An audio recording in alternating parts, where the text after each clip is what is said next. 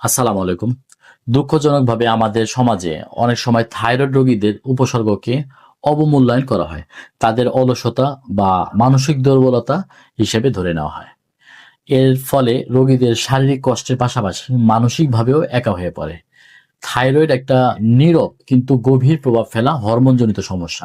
বাইরে থেকে অনেক সময় কিছু বোঝা যায় না, কিন্তু ভেতরে ভেতরে শরীর ও মানসিক স্বাস্থ্যের বড় পরিবর্তন আসে। এই রোগ মূলত দুই ধরনের হয়ে থাকে।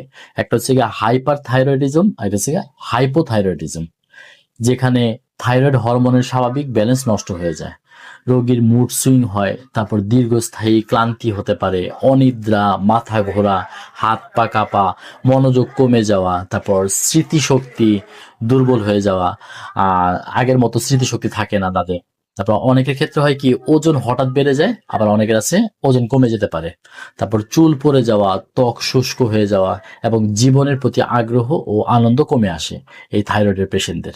বিশেষ করে হাইপোথাইরয়েডিজমে মেটাবলিজম ধীর হয়ে যায়, ফলে শারীরিক সক্ষমতা ও মানসিক এনার্জি দুটোই কমে যায়। যদিও থাইরয়েড দীর্ঘমেয়াদী সমস্যা, সেজন্য নিয়মিত থাইরয়েড ফাংশন টেস্ট, তারপর সঠিক চিকিৎসা এবং পরিবারের সহানুভূতিপূর্ণ সাপোর্ট থাকলে এটা এটা ভালোভাবে নিয়ন্ত্রণে রাখা সম্ভব। একজন থাইরয়েড রোগীর জন্য ওষুধের পাশাপাশি কিন্তু বোঝাপড়া, ধৈর্য এবং মানসিক সমর্থনই সবচেয়ে বড় শক্তি হয়ে দাঁড়ায়। আশা করি আপনারা সকলেই ভালো থাকবেন, সুস্থ থাকবেন। ধন্যবাদ।